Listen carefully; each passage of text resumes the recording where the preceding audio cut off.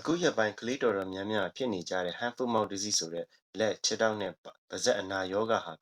ကူးစက်ဗိုင်းရပ်စ်ရောဂါတစ်မျိုးဖြစ်ပြီးကလေးငယ်တွေမှာပုံမှန်အဖြစ်များကြပါတယ်။ကလေးတွေကြားမှာကူးစက်မှုပြန့်ပွားမှုလွယ်ကူတာကြောင့်ကလေးရှိတဲ့သူသို့မဟုတ်ကလေးတွေနဲ့နေ့စဉ်ထိတွေ့နေတဲ့သူဆိုရင်ဒီအချက်တွေကိုသိထားသင့်ပါတယ်။ hand foot mouth disease ဟာဆိုရင် anthrovirus အုပ်စုခုဖြစ်တဲ့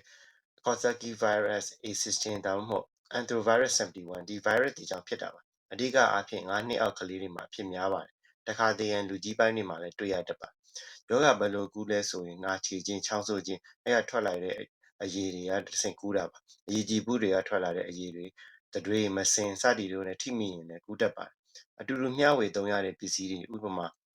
အယုတ်တကားလက်ကင်စပွဲအဲ့ဒါတွေကင်တွယ်မိရင်လည်းကူးစက်နိုင်ပါတယ်။တုပ်ကွေးရောဂါနဲ့ဆင်တူပါတယ်။ဖျားမယ်လက်ချောင်းနာမယ်တခါတလေမဖျားပဲအားနေပြီးပင်ပန်းနေတတ်ပါတယ်။နောက်ထပ်တစ်ရက်နှစ်ရက်အကြာမှာတော့ပါးစပ်မှာအဖုပိတ်တွေထွက်လာပြီးနာကျင်ရပါမယ်။လက်ဖွားခြေဖွားမှာတွေ့ရတာများပါတယ်။တခါတလေတော့လည်းတင်ပါအနီးတစ်ဝိုက်မှာအနီဆက်တွေအရည်ကြည်ပုတွေဖြစ်တတ်ပါတယ်။ပါးစပ်ကအနာလေးတွေကနာတတ်တာကြောင့်အစာမစားချင်တာဂရင်းပြတ်တာမျိုးတွေလည်းဖြစ်နိုင်ပါတယ်။အာသီးလည်းရောင်နိုင်ပါတယ်။ကောင်းတဲ့တစ်ချက်ကတော့ virus ဖြစ်တဲ့အတွက်တစ်ပတ်ကျော်လောက်အကြာမှာအလိုလိုပျောက်ကင်းသွားတတ်ပါတယ်။ပိုးသက်ဆေးတိုက်ရန်မလိုပါဘူး။နာကျင်ကြိုက်ခဲရတွေဖြစ်နိုင်လို့ပါရာစီတမောတိုက်လို့ရပါတယ်။ပါးစပ်နာနေတဲ့အခါမှာအစာမစားနိုင်တာကြောင့်အစာပျော့ပျော့ပဲကျွေးပါရေနည်းနည်းခဏခဏတိုက်ပါအရေးကြီးပုတွေကိုမပေါက်ပါနဲ့သူ့လိုခြောက်သွားရဲ့အထိစောင့်ပါ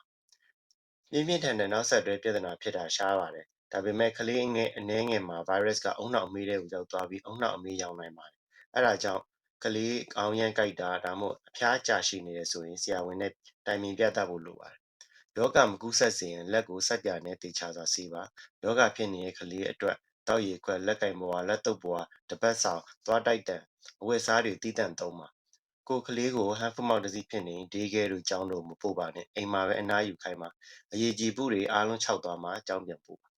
ဒီဗီဒီယိုလေးက hand foot mouth disease အကြောင်းသိရှိစေလိုတဲ့ရည်ရွယ်ချက်နဲ့ဗဟုသုတလေးရအောင် sharing လုပ်ခြင်းဖြစ်ပါတယ်နားထောင်ပေးတဲ့အတွက်အားလုံးကိုကျေးဇူးတင်ပါတယ်